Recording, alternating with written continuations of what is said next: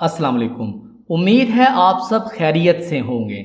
Last lecture में हमने sp और sp2 हाइब्रिडाइजेशन को तफसील से समझा।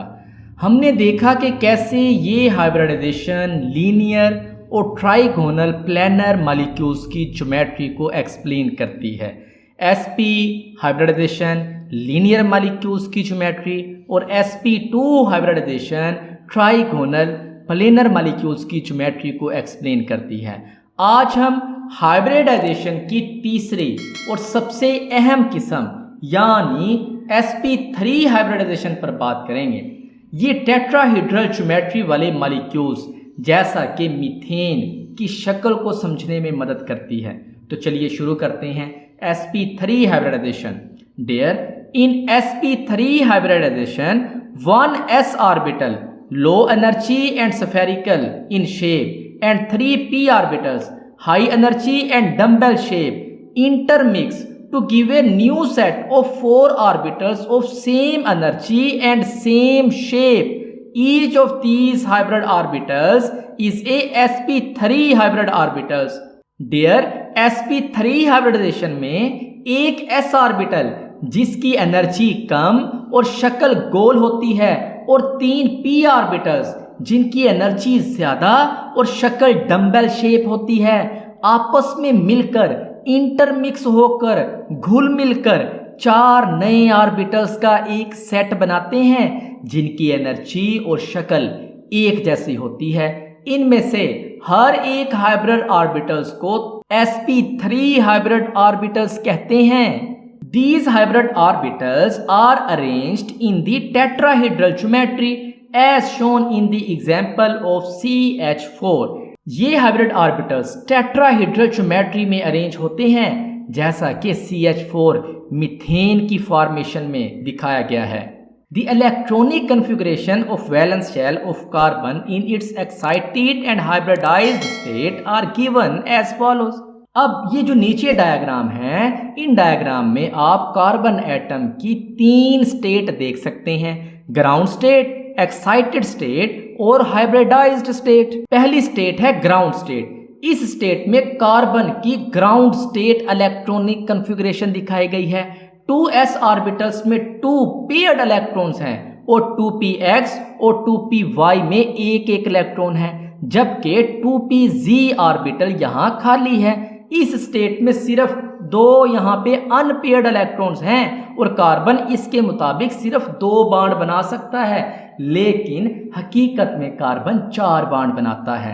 एनर्जी एब्सॉर्ब करने के बाद 2s से एक इलेक्ट्रॉन 2pz को मुंतकिल हो जाता है। अब कार्बन के पास 4 हाफ फील्ड ऑर्बिटल्स हैं, 2s1, 2px1, 2py1 and 2pz1 जो 4 कोवलेंट बॉन्ड बना सकते हैं। अब यहाँ नेक्स्ट देखें, यहाँ कार्बन की हाइब्रिडाइज्ड स्टेट दिखाई गई है। एक्साइटेड स्टेट में 2s, 2px, 2py और 2pz ऑर्बिटल्स आपस में मिलकर हाइब्रिडाइज होकर घुल मिलकर 4 नए sp3 हाइब्रिड ऑर्बिटल्स बनाते हैं। हर sp3 हाइब्रिड ऑर्बिटल्स में एक इलेक्ट्रॉन होता है। अब ये 4 sp3 हाइब्रिड ऑर्बिटल्स दूसरे एटम्स के ऑर्बिटल्स के साथ ओवरलैप करके बॉन्ड बना सकते हैं। इन sp3 हाइब्रिड ऑर्बिटल्स की एनर्जी और शेप बिल्कुल एक जैसी होती है। The energies of hybrid orbitals are lower than unhybrid orbitals. अब ये जो हाइब्रिड ऑर्बिटल्स होते हैं इनकी एनर्जीज अनहाइब्रिड ऑर्बिटल से कम होती है। ये एक अहम नुक्ता है।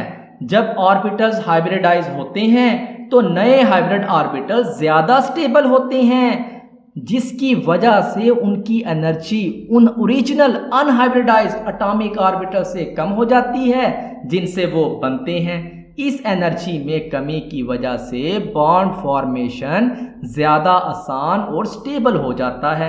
Figure 3.16 shows the outermost 4 atomic orbitals of carbon mix up to give 4 hybrid orbitals of same energy and same shape. अब इस डायग्राम में आप कार्बन में sp3 हाइब्रिडाइजेशन का मुकम्मल अमल देख सकते हैं। पहले एक गोल 2s ऑर्बिटल्स और 3 dumbbell shape 2p orbitals 2px, 2py और 2pz दिखाए गए हैं। ये वो ऑर्बिटल्स हैं जो आपस में मिक्स होने वाले हैं। जब ये 4 ऑर्बिटल्स, एक s और 3p ऑर्बिटल्स आपस में घुल मिल जाते हैं, हाइब्रिडाइज होते हैं, तो ये 4 नए sp3 हाइब्रिड ऑर्बिटल्स बनाते हैं। हर sp3 हाइब्रिड ऑर्बिटल्स की शक्ल एक बड़े लोब और एक छोटे लोब पर मुश्तमिल होती है। इसमें s करैक्टर 25% होता है और p करैक्टर 75% होते हैं। ये 4 sp3 हाइब्रिड ऑर्बिटल्स एक सेंट्रल एटम के गिर्द टेट्राहीड्रल अरेंजमेंट बनाते हैं और 109.5 डिग्री का एंगल बनाते हैं। Each sp3 hybrid orbital consists of 2 lobes, one larger and the other smaller. For the sake of simplicity, the smaller lobe is usually not shown while representing sp3 hybrid orbitals together. अब हर sp3 hybrid orbitals 2 lobes पर मुश्तमिल होता है, एक बड़ा और दूसरा छोटा। आसानी के लिए जब sp3 हाइब्रिड ऑर्बिटल्स को एक साथ दिखाया जाता है तो आम तौर पर छोटे लोब को नहीं दिखाया जाता। The 4 new hybrid orbitals of equal energy have a tetrahedral geometry with carbon molecules at the center. The methane molecule is formed by the overlap of sp3 hybrid orbitals of carbon with 1s orbitals of 4 hydrogen atoms separately to form 4 sigma bonds. The 4 CH bonds which result from sp3s overlap are directed towards the corners of a regular tetrahedron.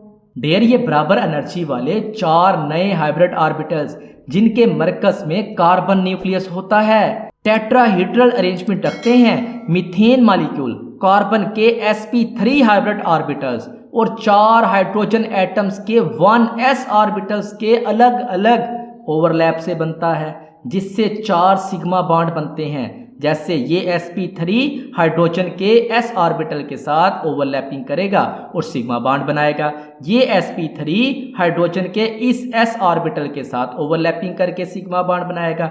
इसी तरह ये 2 sp3 hybrid orbitals hydrogen के s orbital के साथ overlapping करके sigma bond बनाते हैं। ये 4 CH बॉन्ड्स जो sp3s ओवरलैप से बने हैं एक रेगुलर टेट्राहेड्रॉन के कोनों की तरफ डायरेक्टेड होते हैं।